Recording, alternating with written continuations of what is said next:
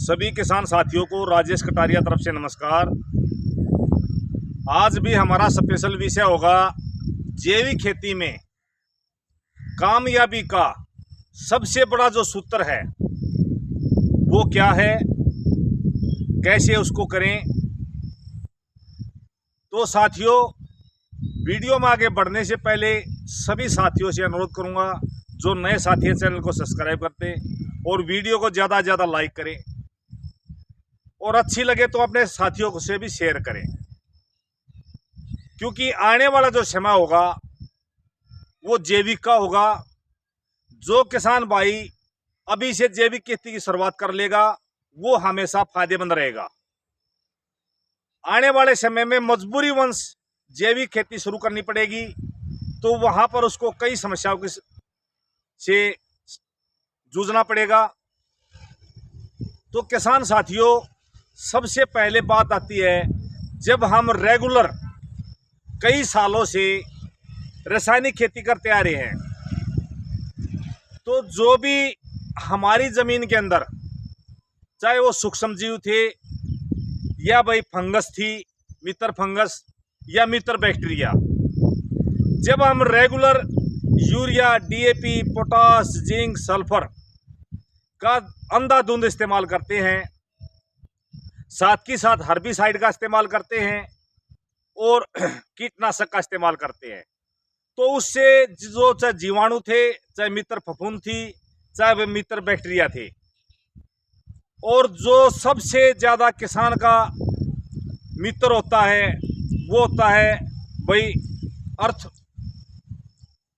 जो हमारा ज़मीन का जो केचुआ होता है वो वाला। तो अर्थवर्म सबसे बेनिफिट होता है किसान के लिए, लेकिन ज़्यादातर रासायनिक खेती यूज करते करते वो हमने ज़मीन का सब कुछ नष्ट कर दिया। दूसरा क्या होता है, जैसे रासायनिक खेती हम करते हैं तो जो ज़मीन की हमारी जो नसें होती हैं, जो छिद्र होते हैं, वो छिद्र पूरी तरह से ब्लॉक हो चुके होते हैं। आपने देखा होगा बहुत से किसान के खेतों में जब भी बरसात होती है तो कई कई दिन पानी खड़ा रह जाता है।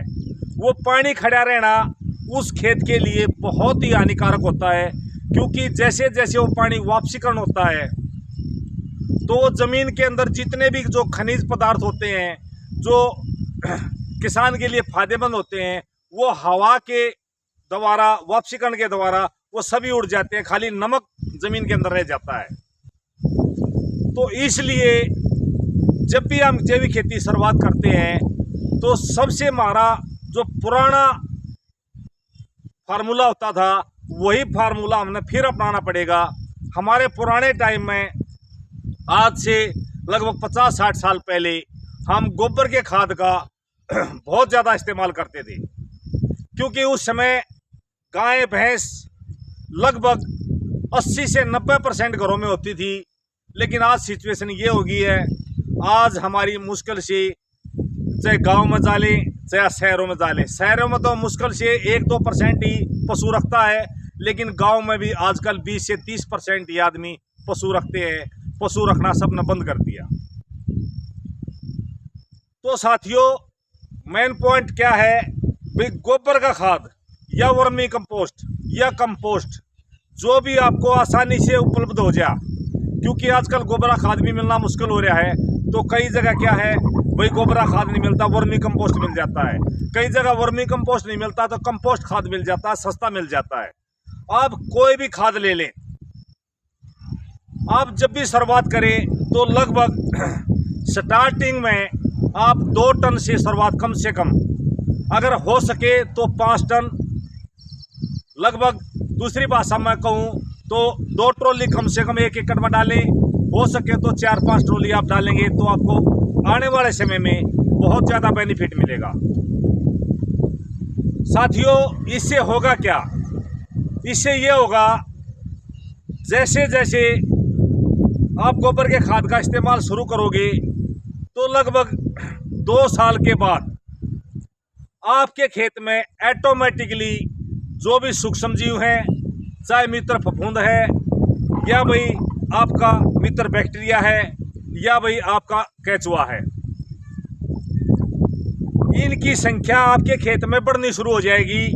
स्टार्टिंग में डालेंगे तो डालने के बाद लगभग 6 महीने के बाद आप खुद देखेंगे धीरे धीरे आपके खेत में परिवर्तन होना शुरू हो जाएगा। लेकिन 2 साल के बाद आप देखेंगे आपके खेत में पूरी तरह से हर तरह की, चाहे सूक्ष्म जीव है, चाहे भाई आपका मित्र फफूंद है, चाहे भाई आपका केचुआ है, उनकी संख्या बढ़नी शुरू हो जाएगी। और जैसे जैसे उनकी संख्या बढ़ेगी तो आपका जो खाद का जो खर्चा है, जो दवाइयों का खर्चा है, वो धीरे धीरे कम हो जाएगा। और वो जैसे ही कम होगा तो आपकी इनकम बढ़नी शुरू हो जाएगी और आपकी ज़मीन जो पैदावार देगी वो पैदावार ऑटोमेटिकली बढ़ती शुरू हो जाएगी। तो जैसे जैसे मेन क्या होता है, ज़मीन के अंदर जब केचुआ होगा तो ऊपर से नीचे तक वो 24 घंटे में कम से कम 3-4 बार ऊपर जाता है, नीचे जाता है, तो आपकी ज़मीन के अंदर छिद्र हो जाते हैं। तो जैसे जैसे छिद्र होंगे, जब भी बरसात होगी तो वो पानी ऑटोमेटिक ज़मीन के अंदर चला जाएगा। तो इस तरह से आप जैविक खेती की आसानी से शुरुआत कर सकते हैं। इसके बेनिफिट बहुत हैं। वीडियो लंबी हो जाएगी, आने वाली किसी वीडियो में इसके और आपको अलग अलग बेनिफिट मैं बताऊंगा। तो कम से कम 2 ट्रॉली से आप शुरुआत करें।